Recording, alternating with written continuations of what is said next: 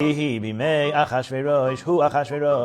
at number 5 is the guy I like to call the, you're supposed to wear a costume guy. This guy's usually like 60 to 65 years old. Doesn't get a whole lot of attention at home. Goes up to every single person wearing a clown costume or a pirate costume and goes, "Hey Slimy, you're supposed to dress up today." It's the same guy that whenever you get to shul and ask him, "Hey, is anybody sitting in this seat?" He goes, "Yeah." And then you're halfway down the room. He goes, "I meant you're sitting there."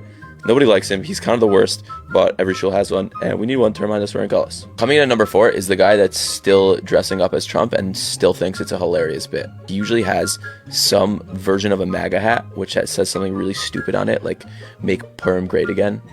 Guys, the Trump thing, it's over. No more Trump costumes. Let's move on. Coming in at number 3 is someone I refer to as the Grinch who stole Purim.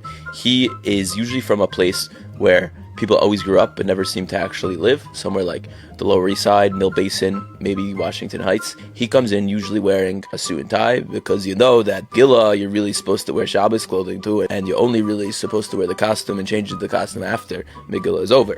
He sits through the entire Megillah reading with a pissed off look on his face because when he was growing up on the Lower East Side, Ramosha, he said you only groggers by the first and last Haman, and he doesn't know who made up this groggering by every single Haman, and it's ridiculous.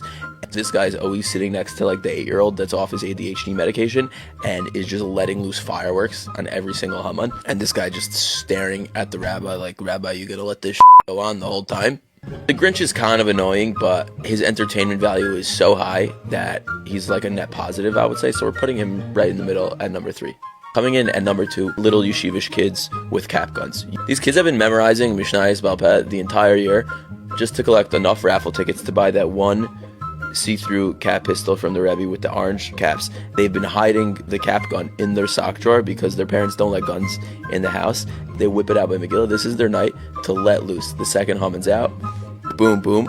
The whole shul is looking at them like, "Shut up," except for one 90-year-old in his wheelchair is just cracking up. And the only reason Lenny's smiling is because he turned his hearing aid off at the beginning of Megillah.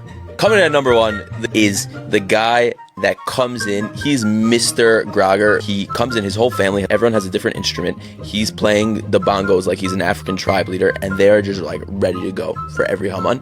Except he forgets that like that first Haman, Lim Human, isn't a real Haman that you're supposed to bang at. The whole family goes, "Oh!" Going crazy, bongos, percussions, everything. The whole shul is just staring at them, waiting for them to realize that it wasn't a real Haman.